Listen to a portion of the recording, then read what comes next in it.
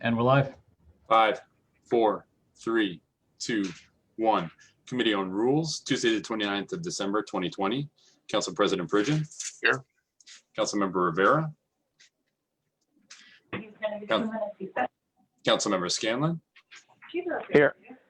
Councilmember Bowman. Present. Councilmember Nowakowski. Present. Councilmember Wingo. Present. Councilmember Wyatt. Here. Former President. All right, from the top. Item number 1, amendments to 2020 to 2021 council rules. Items open. All right, this item is before us. This is our annual rules meeting, and there are two amendments that are before you. One found on page number 9 concerning Sergeant at Arms, which has always been on the books, but it was unclear of how the Sergeant of Arms would be chosen. So this gives some clarity, and in discussions with leadership, we felt it would be unfair to make the Sergeant at Arms, to force it on, for instance, the President Pro Temp before there was a reorg meeting, which will be next year.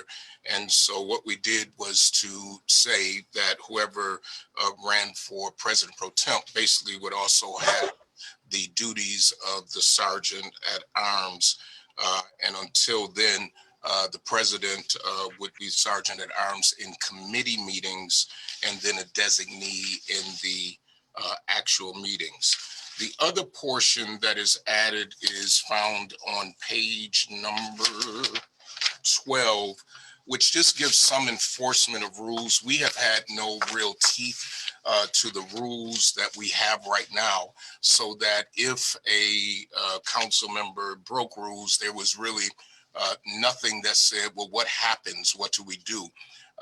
And so it was discussed to have a tiered enforcement and not simply to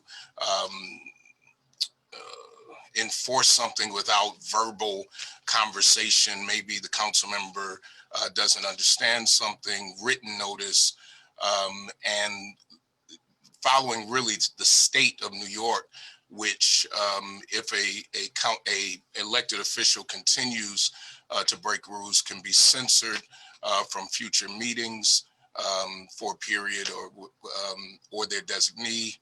I'm sorry, censorship as determined by the council president, Sergeant at Arms designee, and then finally removal from chairmanships. Council members, any questions, any comments? Council member. Council President. Council member Scanlon. I'm sorry. Just one quick question regarding Rule 27. You know, we have the two different sections which are underlined, the additions, those Yes. talking about where the council president would appoint, and then the one further down discussing where the President Pro Temp would assume the responsibilities in January of 22.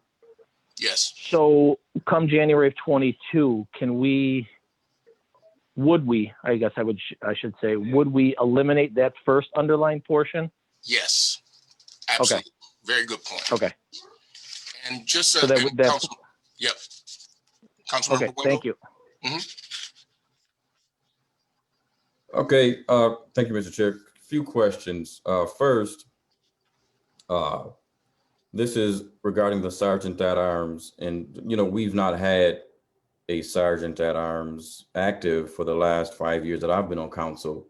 I'm just curious as to what precipitated the need for us to enact this portion and to actually come up with some disciplinary actions or measures for council members. Because as long as I've been on council, even though decorum is a very vague term based off of whoever's using it, is based off of their interpretation of decorum, there is no list of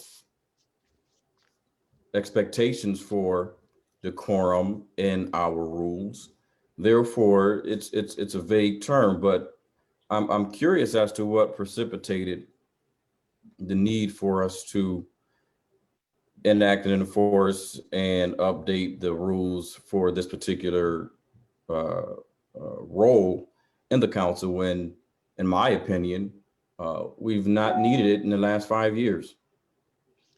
This is just a normal procedure of going through the rules. Every year we clean them up, we add to them. It's nothing new. It's just simply making sure that the places where there is, as you say, where it's vague, that we start to clean them up. Okay, so but this is still vague. This is still vague. We're giving the president of the council currently the authority to discipline another elected official. For breaking rules, yes, it doesn't, it says leadership.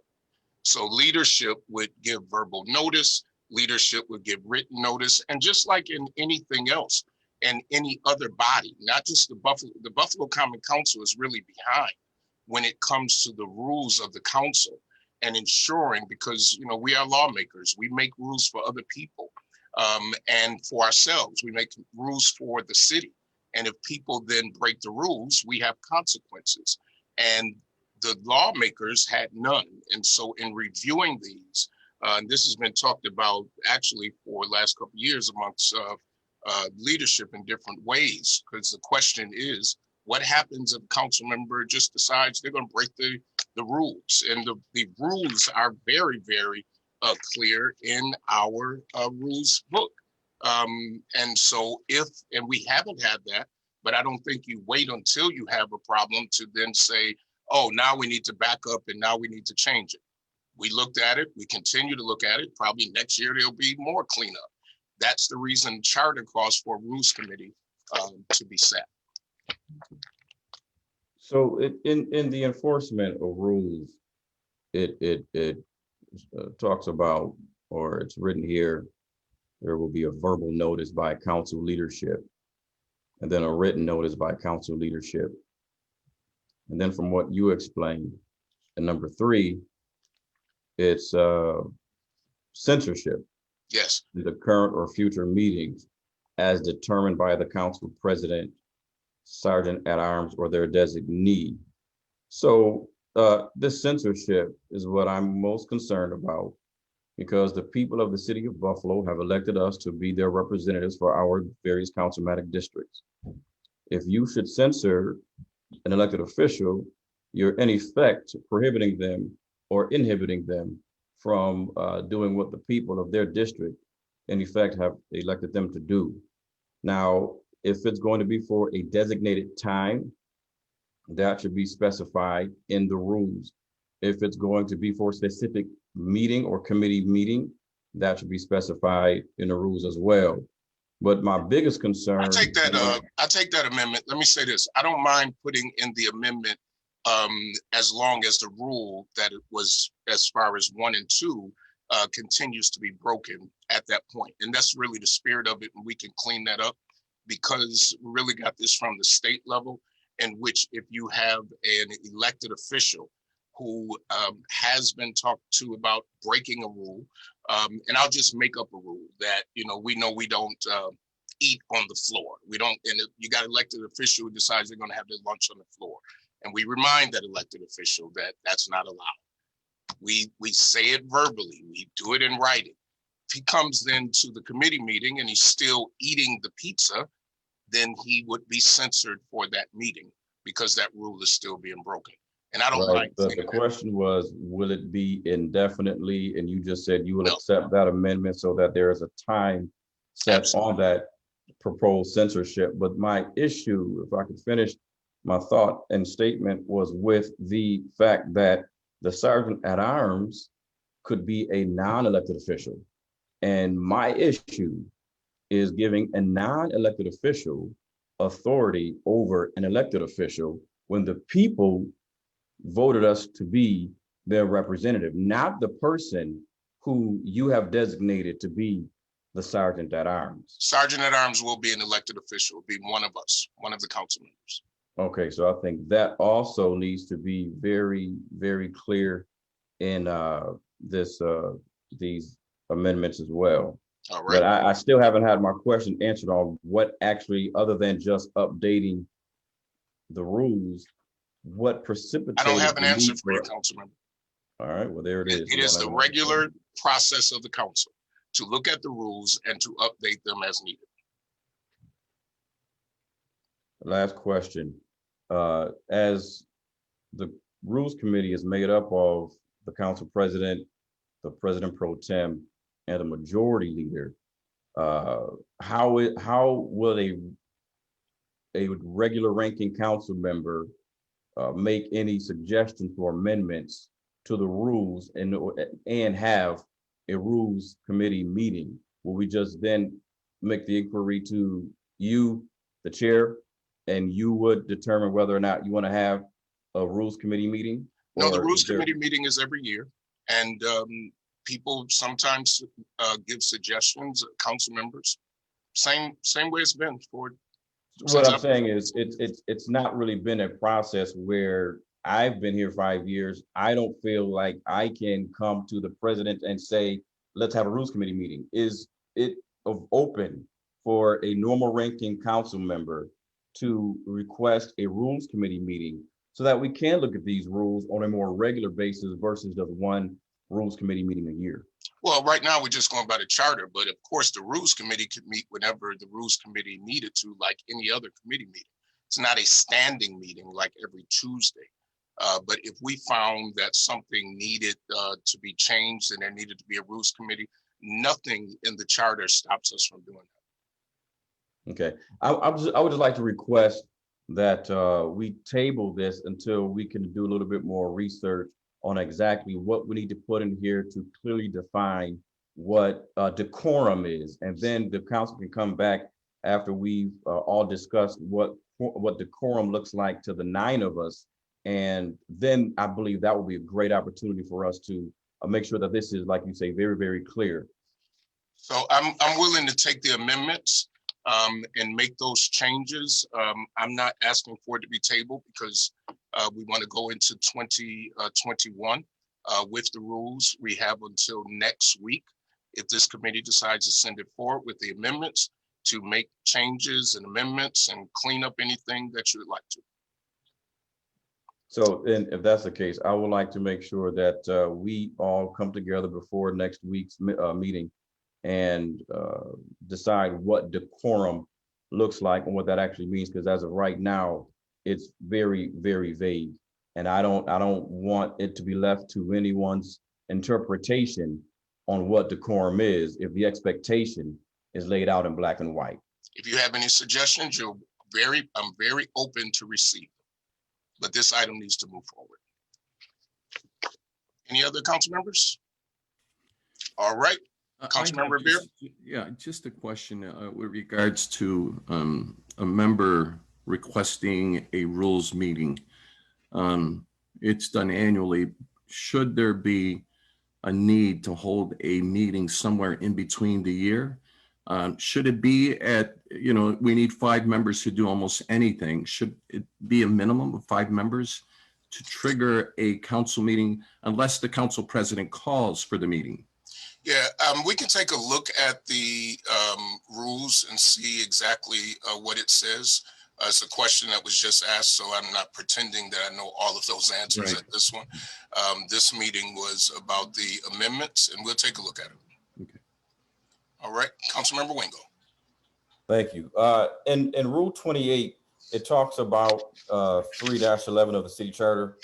And that portion of the city charter basically says that if a council member is to be disciplined, it would have to be by the majority, not the majority, but the 2/3 of members present. And Councilmember Rivera brings up a good point, and that should it always be 6 of the 9, or should it a supermajority of the council or just the members present? I think if we're going to discipline a council member, I think it should be 6.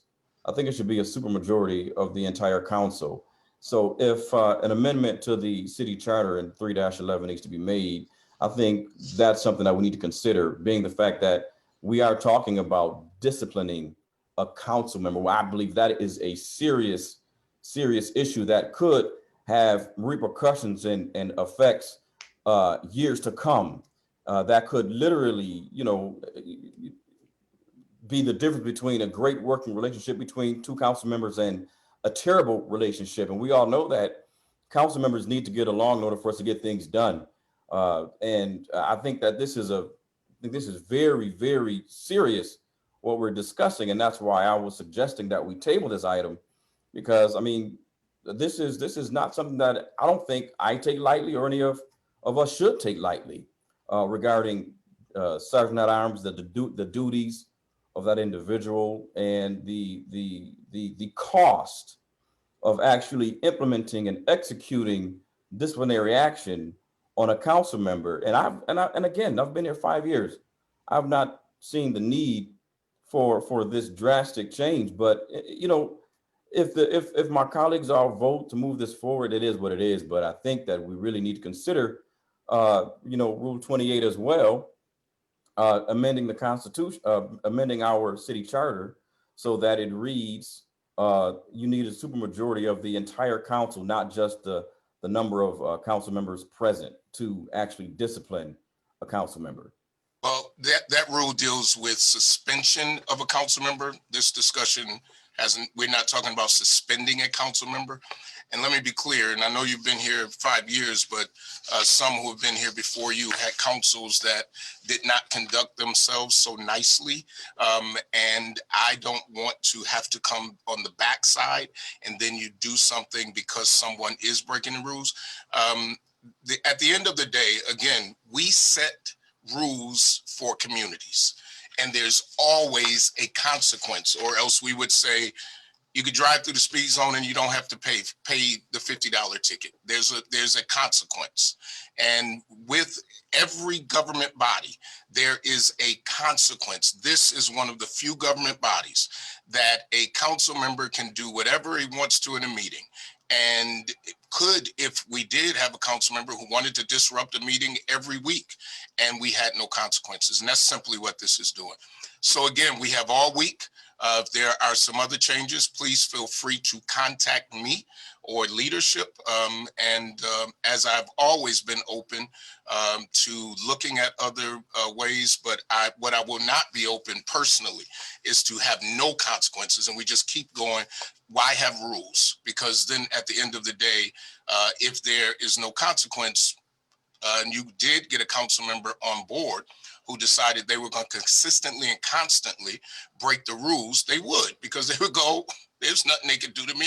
I'm still going to do whatever I want. So is there any other council member? Again, you know the number, you know, you have the email. Majority Leader, Councilman Wingo? Did you have, okay. Majority Leader, can we move this to go to full council? Motion to send to the body of the whole, the full council. Second by Actually- Councilmember Wyatt. Oh, I'm sorry. You had something, Councilmember Wingo? Yeah, just one last thing. What if we had, I would really be in agreement with this, if we had a rotating sergeant at arms. That way there would not always be one person responsible with that burden and that duty of, you know what I'm saying, ensuring that the protocols and everything was followed. I believe that we should look at possibly a rotating appointment or designation of the sergeant at arms. How do the colleagues feel? How do you all feel about that? Councilmember Nowakowski. Council President, would you, you know, every single time that the body reorganizes, there's a different district that chairs the meeting. Would you want to align the sergeant at arms with whoever chairs that reorganizational meeting? I wouldn't, because that might be a person who doesn't want to be sergeant at arms. And because that wrote, you know, so then that means just because I'm chairing, I got to be sergeant at arms for the next year. That's why we put it on a leader who would be the president pro temp. And after discussing it with our president pro temp, it was agreed it should be in the next organizational meeting and not be forced upon anybody. Excellent. Thank you. All right, so the motion has been made, and I will consider Councilmember Wingo's suggestion, but the motion has been made and carried. We will be sending this to the full committee. Majority Leader, motion to adjourn. Motion to adjourn. Second by Councilmember Bowman. Thank you, everybody.